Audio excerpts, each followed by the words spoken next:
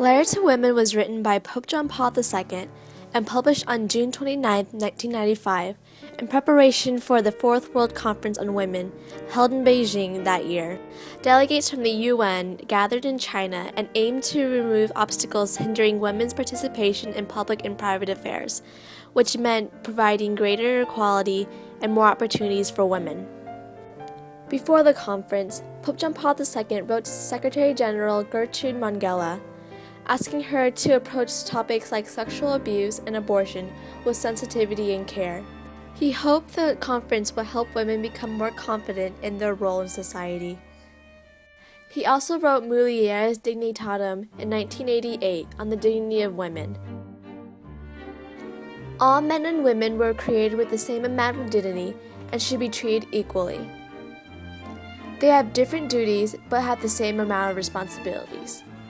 In Genesis chapter 1, verse 27, God created man in his own image. In the image of God he created him.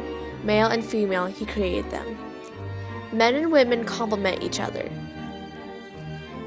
Man was not meant to be alone, so God made a helper fit for him.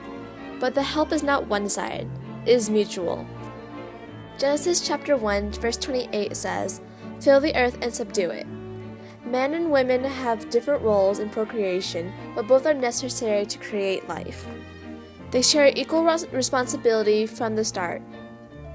As husband and wife, they share the common task of exercising dominion over the earth, and they are equal in this power. Unfortunately, women have been hurt by violence, most often sexually, throughout all of history, and have not been treated equally. Pope John Paul II apologizes for the Church in not actively protecting women in the past, but he acknowledges that women were strong enough to overcome and change society's ways. He says in the letter to women, "Thank you, every woman, for the simple fact of being a woman. Through the insight which is so much a part of your womanhood, you enrich the world's understanding and help to make human relations more honest and authentic." He acknowledges all women in this: mothers, wives, daughters, sisters, workers, the consecrated.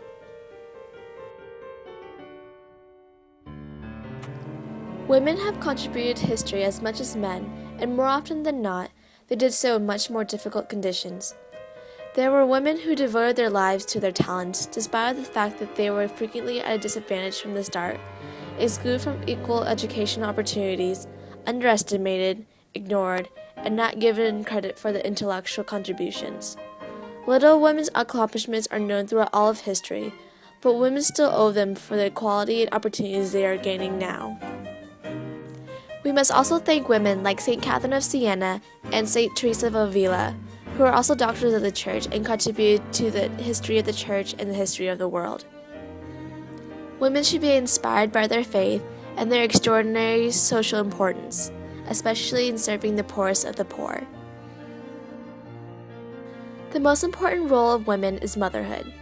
It is more often penalized than rewarded, even though humanity owes its very survival to this gift. Pope John Paul II says that there is an urgent need to achieve real equality in every area: equal pay for equal work, protection for working mothers, fairness in career advancements, equality of spouses with regard to family rights, and the recognition of everything that is part of the rights and duties of citizens in a democratic state. Society owes much to the genius of women, also known as feminine genius. Feminine genius is exhibiting a kind of effective cultural and spiritual motherhood. This helps in the development of individuals and the future of society. It increases the quality of life and is the answer to the culture of death, specifically war, abortion, and euthanasia. The Church sees in Mary the highest expression of the feminine genius. She accepted her role as wife and mother and put herself in the service of others, or the service of love. She is Queen of heaven and earth. Her reign is to serve, her service is to reign. Because all of us were created in the image and likeness of God, we are called to reign with Him. But to reign with Him, we have to serve. All men and women are called to serve, but women in particular are called to serve as mothers, and men as fathers. Both have different jobs but have equal responsibilities.